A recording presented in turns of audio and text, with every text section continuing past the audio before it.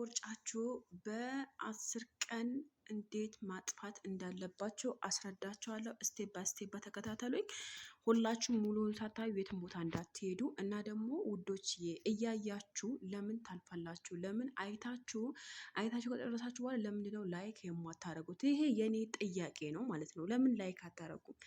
ወዳችሁት አመስግናችሁኝ ትወጣላችሁ፣ ግን ላይክ ቢስሚላ ለምን ተሰስቱታላችሁ? ላይኩ ለምን ተሰስቱታላችሁ? ላይክ ባረጋችሁ ቁጥር እናንተ ዩቲዩብ ራሱ ሼር ያደርገዋል ለብዙ ሰው ተደራሽነት እንዲኖረው እና ብዙ ሰው ይጠቅማል ማለት ነው። ሰላም ጤና ይስጥልኝ። በመላው ዓለም ለምትገኙ የማይመን ቤተሰቦች እንዴት ናችሁ? ደህና ናችሁ ወይ? ሰላም ፍቅር አብዝቼ ለእናንተ ተመኘሁኝ። ዛሬ ይዤላችሁ የመጣሁት የቦርጭ እና የጎን ቦርጭ እና ደግሞ እዚህ ጡታችሁ አካባቢ ትርፍ ስጋ ላለባችሁ፣ ጡት ማሳጅ ስታደርጉ ትርፍ ስጋ ላለባችሁ ሁላችሁም ይመለከታችኋል ማለት ነው። ስለዛ ቤቱ ላይክ፣ ሼር፣ ሰብስክራይብ የደውሏል ምልክት መጫን እንዳትረሱ እባካችሁ። ላይክ አድርጎ ከጠቀማችሁ እኔም ይጠቅመኛል፣ እናንተም ደግሞ አይጎዳችሁ ማለት ነው። እናንተ ካልጎዳችሁ እኔን ከጠቀመኝ ምን ችግር አለ? አንድ የመዳም ቅመም ትልቅ ደረጃ ደርሳ ለእናንተ ለውጣማ ካሳየቻችሁ ምን ችግር አለው? ላይክ ብታደርጉ ባይ ነኝ። ለማንኛውም ወደ ጥያቄ ስመጣ በጣም የአብዛኞቻችሁ ጥያቄ በምግብ ዙሪያ እየጠየቃችሁ ትገኛላችሁ በአሁኑ ሰዓት። ነገር ግን እኔ ባልኩት መሰረት ካልሄዳችሁ ውፍረታችሁ ቀንሳለሁ ብሎ ማለት በጣም ከባድ ነው ማለት ነው።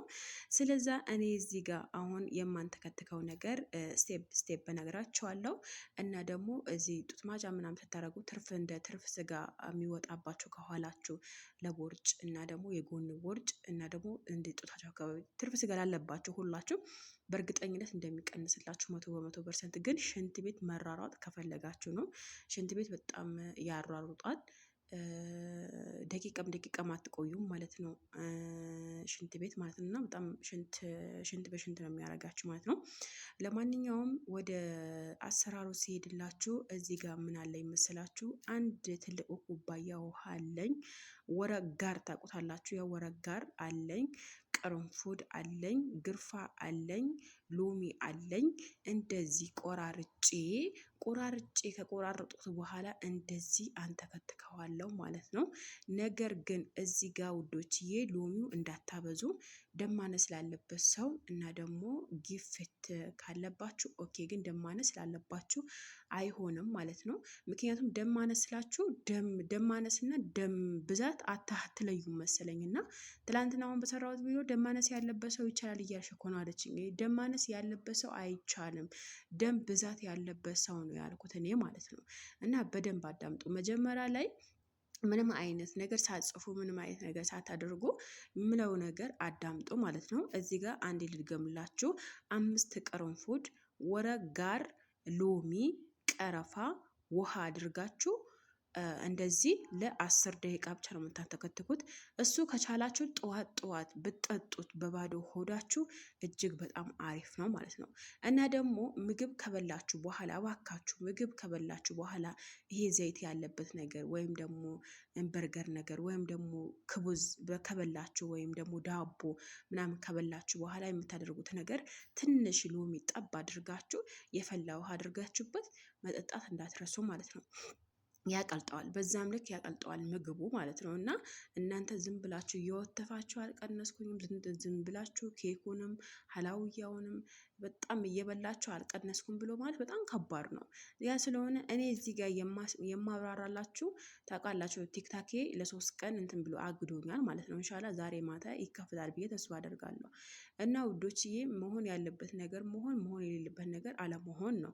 እና አንዳንድ ጊዜ እናንተ እኔ የምናገረው ነገር እየተረዳችሁኝ አይደለም። አሁን ምግብ ስትበሉ ምግባችሁ ቀንሱ እንጂ ምግብ እንዳስፈለጋችሁ ብሎ አላልኩኝም ማለት ነው። አንዷ ምን አለች መሰለች? አሁን አንቺ የምትሰሪው ነገር በደንብ አድርጌ ከጠጣሁኝ ሰውነቴ መቀነስ ስለምፈልግ እና ደግሞ ኬክ እበላለሁ አለችኝ። ኬክ እበላለሁኝ፣ ይሄ ሀላዋም እበላለሁ፣ ስኳርም ያለበት ሻይ እጠጣለሁ እና ደግሞ ቸኮላ ምናምን እበላለሁ አለችኝ። እና ከምግቦቹ ምግብ ሁሉ የሚያወፍረው ቸኮላና ኬክ እንደሆነ አታውቅም እንዴ? ይሄ ጥያቄ ራሱ መጠየቅ ራሱ አልነበረብኝም ማለት ነው። እና ሰው ለራሱ ሲባል በቃ ሰው ቅናት እንደ ቅናት ነው እያዞሩት ያሉት ማለት ነው። እና በጣም እየገረመኝ ነው ያሉት የእናንተ ነገር። እኔ በዚህ በኩል አስረዳ ነው እናንተ ጭራሽ ኬክና ሀላዋ በልታችሁ ምን አይነት ውፍረት ለመቀነስ ፈልጋችሁ ነው የምትጠይቁኝ ማለት ነው።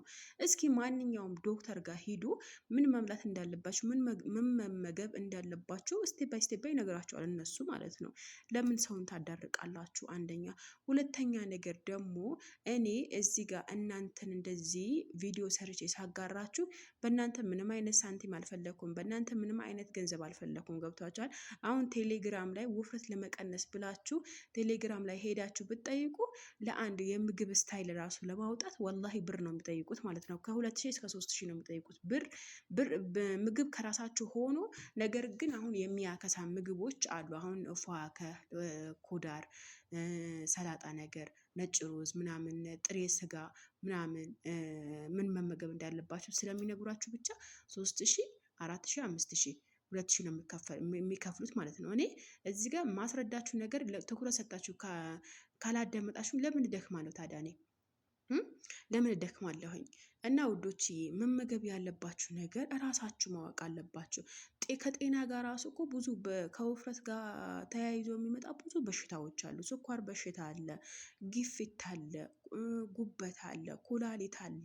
ኩላሊት ራሱ አላግባብ ውፍረት ካለባችሁ ተጭጭ ስለሚጫነው ያው ኩላሊት ራሱ ይዛችኋል። ያ ስለሆነ ውዶችዬ ራሳችሁ ራስ በራሳችሁ ስደት ዓለም ላይ ሆናችሁ ስደት ዓለም ላይ ለመዳን ቤት ይሄ ሁሉ ቀጥቅታችሁ ሰርታችሁ የሰራችሁትን ቤት ራሱ አትቀመጡበትም እዛ ቤት ማለት ነው። ስለዚህ ራሳችሁ ብትጠብቁ አማራጭ ነው። እኔ ብዙ የማደንቃቸው ልጆች አሉ በመዳን ቤት ራሳችሁን ተንከባክበው የሚጠብቁ ማለት ነው። ስለዛ ማድረግ ያለባችሁ ነገር አድርጎ አሁን ይሄ የምናገረው ከ60 ኪሎ በላይ ላላችሁ ነው። ከ60 ኪሎ በላይ ላላችሁ ነው እንጂ ከ60 ኪሎ በታች ላላችሁ አይደለም። በነገራችን ላይ ውፍረት ለመቀነስ ስቴፕ የሆነ ነገር ነው መጨመር ከፈለጋችሁ ማለት ነው። ውፍረት ለመጨመር በጣም ቀላል ነው። ነገር ግን መክሳት በጣም እጅግ በጣም ያዳክታል ማለት ነው። 1 ኪሎ ለመቀነስ ምን አይነት ዋጋ እንደሚያስከፍል እኛ እናውቃለን።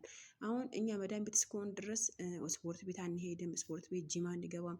ያ ነገር ብናደርግ ራሳችንን እንጠብቅ ነበረ። ነገር ግን ጂም አንገባም፣ ስፖርት አንሰራም። በቃ መዳን ቤት ነው ያለ ነው ማለት ነው። እና መዳን ቤት ሆናችሁ ሰውነታችሁ መክሳት ለፈለጋችሁ ምግባችሁ ማስተካከል አደራችሁን። ስኳር አለመብላት፣ ይሄ ብስኩት የታሸገ ብስኩት አለመብላት፣ የታሸገ ምግብ አለመብላት፣ ይሄ ነገር ማድረግ አለባችሁ ውዶችዬ ማለት ነው። እና ከገባችሁ እንደዛ ነው። ነገር ግን ይሄ ጠዋት በባዶ ሆዳችሁ ጠጡት እና ምግብም ከበላችሁ በኋላ በጣም የፈላ ውሃና የሞቀው በደንብ የፈላ ውሃና ትንሽ ሎሚ ያደርጋችሁ ምግብ ከበላችሁ በኋላ ብትጠጡም እጅግ በጣም አሪፍ ነው። በነገራችን ላይ ይሄ እኔ የት አውቀዋለሁ መሰላችሁ? እኔ ብዙ ነገር እጀርባለሁ ሰውነቴ ላይ ማለት ነው። በቃ ብዙ ነገር እንትን ማለት መጀረብ እፈልጋለሁ ማለት ነው። ስለዛ መሆን ያለበት ነገር አደራችሁ እናንተ ላይ ኪሎአችሁን መቀነስ ከፈለጋችሁ ቤቱ ላይክ፣ ሼር፣ ሰብስክራይብ እያደረጋችሁ ሀሳብ አስተያየታችሁ ኮሜንት ስር እጠብቃለሁኝ፣ እመልሳለሁኝ። መልካም ቆይታ። ከገባችሁ እንደዛ እስከ መጨረሻው አዳምጡት። እስከ መጨረሻ ካላዳመጣችሁ ስለማይገባችሁ ማለት ነው። በጣም ነው የምወዳችሁ። መልካም ቆይታ